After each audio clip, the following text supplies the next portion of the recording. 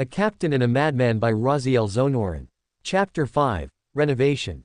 The doctor had asked that a meeting of the engineering staff who had been assigned to provide assistance take place at 0900 hours, and it was just a few minutes before then that Geordie and his hand-picked team shuffled into the chosen conference room. The doctor was nowhere to be found, not yet at least, and so the engineers took seats from themselves, falling into murmured conversation. They were all specialists of varying kinds, mostly to do with warp mechanics and a smattering of other fields. In truth, the Time Lord hadn't given any specifics to the sort of people he was looking for, and so LaForgue had opted for as varied a skill set as possible. The muffled conversation was cut short as the conference room's door swished back open. "Right. Morning." With a wide, manic grin on his face, the doctor breezed into the room. He had replaced his tattered outfit with a fresh one, identical to the first, obviously replicated using the ship's computer, though the suit jacket still bore soot marks, suggesting he had chosen to wear the old one. That, and the fading bruise on his jaw, were the only bits of evidence on their rather stressful day. The outfit was complete, of course, with bow tie, which he adjusted proudly with one hand as the half-dozen engineers openly stared. Doctor," Geordie finally asked, lifting a hand slightly, "I thought Data was joining us on the project." "Oh, I've been working with him for the past," he glanced at his watch, 3 hours already. "Time flies. Didn't want to wake any of you up, we're having a marvelous time. He's just working on the TARDIS console, preparing the interface slot I'll be using once the modulator is complete. True professional, real pleasure to work with him." Geordie frowned a little, but then nodded, "All right. Well, I had some ideas about how we could incorporate our power systems, but I'd need to wait until a closer look inside your ship." "Oh," the doctor interjected, shaking his head. "No." LaForge's head tilted. "No. As in, no, nobody else is allowed in the TARDIS," the doctor explained, chuckling a bit at the very thought. "Certainly not with any sort of scanning equipment, that's just insane. Please don't take offense, but infusing Gallifreyan technology into a more primitive culture has rarely ended well, and I think everyone can agree that such matters are best approached in baby steps. You have an entire central philosophy around that concept.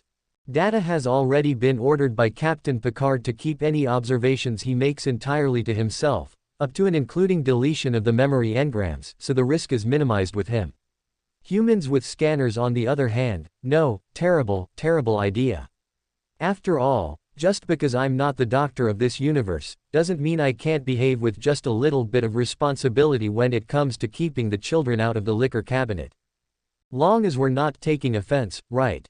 LaForgue asked, scowling a bit. "Absolutely spot on," the doctor replied, cheerfully missing the sarcasm.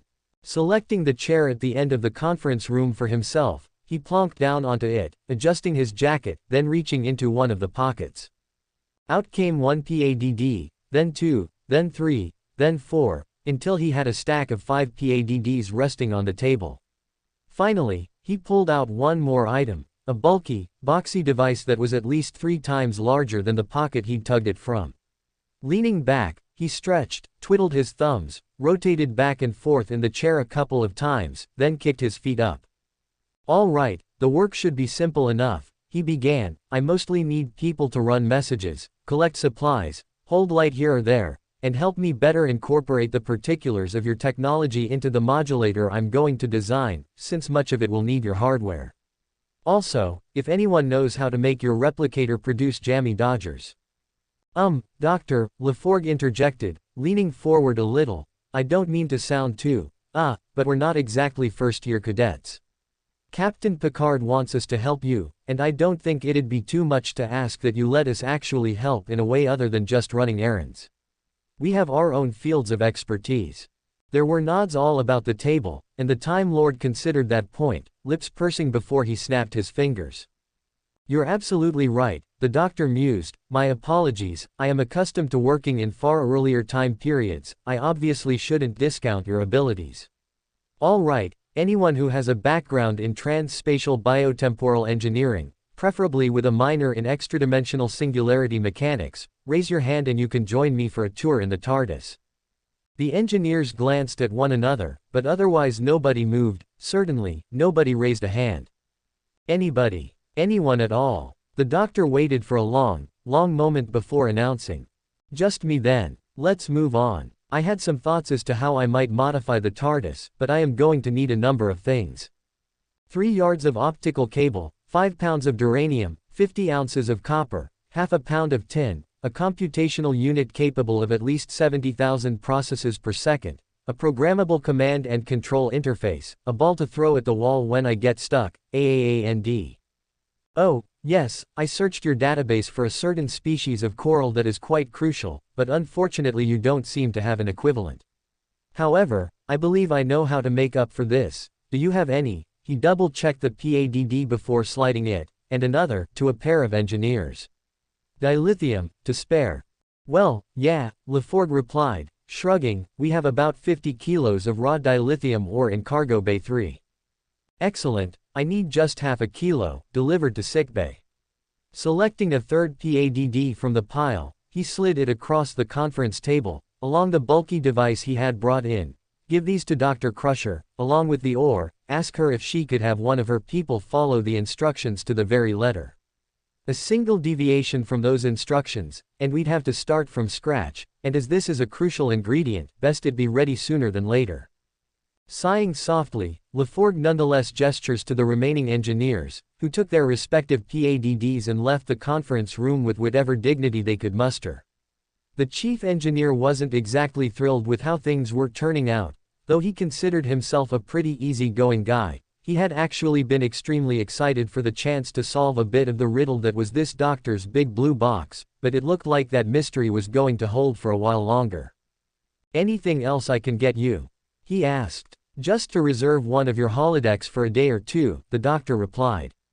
I'm going through a lot of trial and error work, using and discarding a few hundred different tools, some of which haven't been invented yet, and it would greatly help speed things along.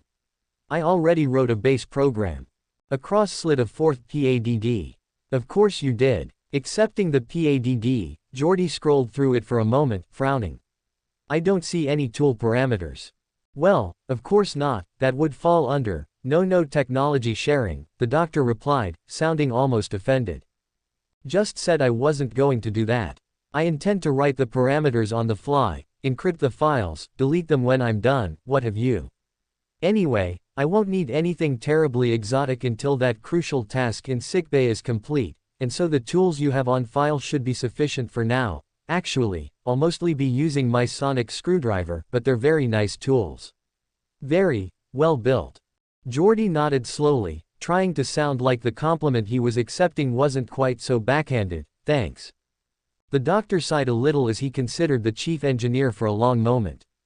I'd like you to understand, this isn't anything personal, or a slight to your intelligence. Quite the contrary, actually, I consider you intelligent enough that I'm not comfortable letting you get a good look at the interior of the TARDIS. I've had hundreds of humans in the TARDIS, but only because they wouldn't be able to wrap their head around its mechanics if I gave them the bloody manual. You, on the other hand, could no doubt figure more than a few things out by yourself, to say nothing for the visual spectrum of your visor. It's all right, Doc, LaForgue replied, sighing a little but managing to set aside his disappointment. He supposed some mysteries would have to remain just that. Like you said, we do have our own rules about non-interference, and I guess, from a time travel perspective, we're close to being a pre-warp civilization from your point of view. If things were reversed, I'd probably be taking the same precautions. I'm glad you see it that way, the doctor replied, grinning as he hopped to his feet, moving towards the exit, even as Geordi stared at the PADD he'd been given, at least until the Time Lord spoke again. Well. Looking up, LaForgue cleared his throat. Well what?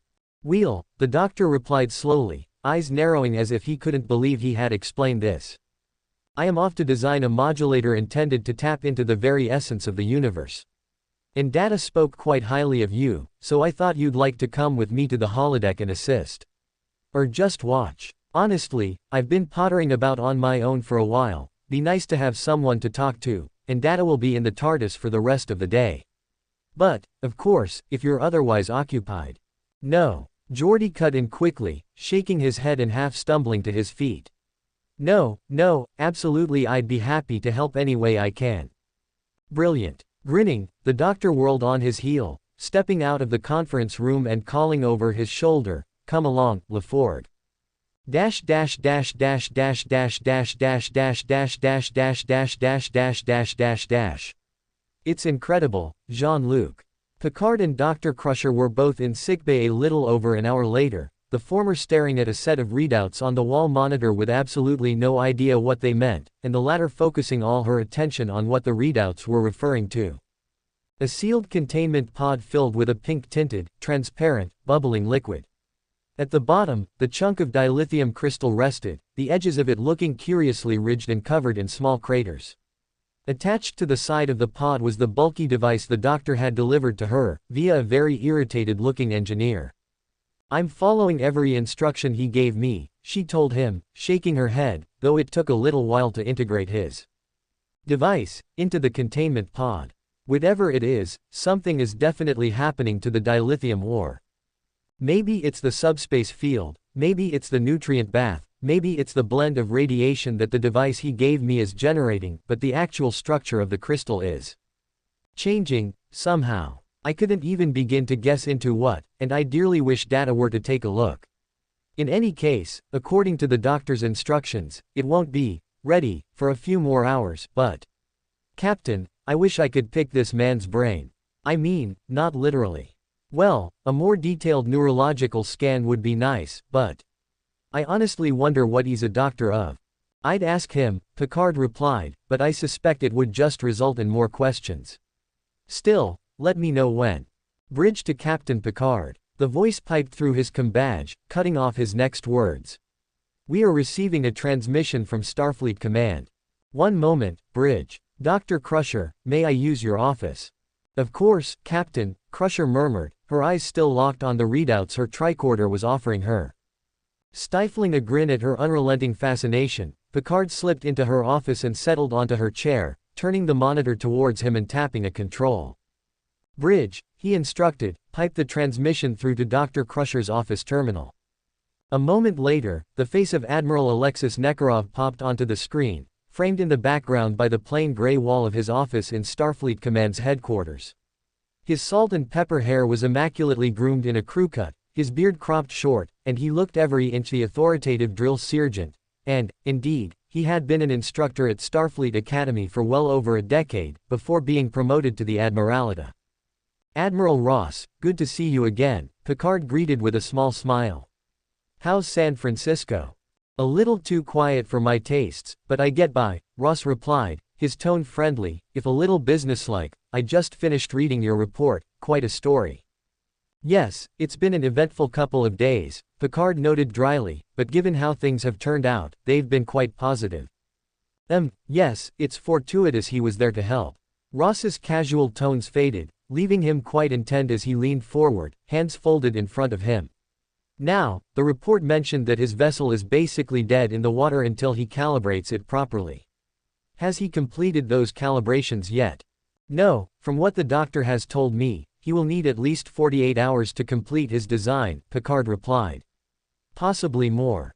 Good, we have time, then. Ross murmured. I'm afraid I don't understand, Picard said slowly, frowning. The USS Intrepid is en route to your location at emergency high warp, Nekarov explained. They should arrive within 2 days. They're preparing a very special set of accommodations for this man, and his blue box, and once he's secured they'll transport him, and his vessel, back to Starfleet Command for debriefing. You are to hold your position until then, and give him no indication that we are coming. Picard was stunned for a long moment, shifting in his chair and licking his lips as he tried to think of a diplomatic way to voice his displeasure. Admiral, he finally said, head tilting and a slightly confused smile crossing his face, as if he thought the Admiral were joking, I have to confess, this strikes me as highly irregular, and contrary to the freedoms and rights outlined in the Federation Charter. For that matter, I see no reason this behavior is even necessary. From the report you've submitted, the Admiral intoned solemnly, this Dr. Fellow was able to circumvent every security protocol and encryption code in the Enterprise's computer mainframe. He also designed, from scratch, an algorithm that was able to bend the fabric of space-time, in less than a minute, using your commander data to input it. Commander Maddox would love to know how that was done, as would many others in the Daystrom Institute. Jean-Luc, while Starfleet is certainly grateful to his contribution in securing the safety of the Alcharan colonists, we cannot ignore the fact that this man possesses a level of knowledge and skill that could prove very dangerous to Starfleet, if not the entire Federation. Particularly if it were to fall into the wrong hands. Admiral, I must protest, Picard countered. The Doctor has done nothing to make himself our enemy. He admitted himself that he all but stole restricted files, Picard. And then afterwards used the information in them to save 12,000 lives, and the entire biome of Alcharan V, Picard continued, raising his voice a little too. His methods are, I agree, blunt and more than a little irritating, as is his apparent habit of cutting through every regulation one might think to levy, but the fact remains that if he had acted like a proper guest on this ship, minded his manners, and kept quiet, then there would be a lot of dead men on the conscience of every officer involved in the assignment, both of us included. Ross leaned forward just a little, jaw tightening. I beg your pardon. It was your department, Admiral, that advanced the explanation for the erratic behavior of the Alcharan star, Picard snapped, and had we adhered to those expectations, it would have been a disaster. Say what you will about the Doctor, I may even agree with half of it, but Maverick or no, the man performed an invaluable service for the Federation, and has given us no legitimate cause to treat him so ill as to abduct him and seize his vessel as contraband. The Admiral's eyes were little chips of ice by now, and he opened his mouth to bellow right back, but, restraining himself, the heavy-set man just drew in a slow, deep breath and exhaled. When he spoke again, his voice was shielded with professional detachment, his eyes focused on the desk in front of him, not meeting the captain's gaze. Captain, I am ordering you to hold position until the Intrepid arrives. I'm also ordering you not to say a word of this to your visitor and, in the event he completes his refit, keep him from leaving the Enterprise at all costs. These orders come directly from Starfleet intelligence, and though you do have a record for bending the rules, this isn't one you should be testing, trying to wouldn't reflect well on you, or on your crew. Ross out. The monitor went blank a moment later, and Picard couldn't help but fume as he leaned back in his seat, hands squeezing the arms of his chair. Damn.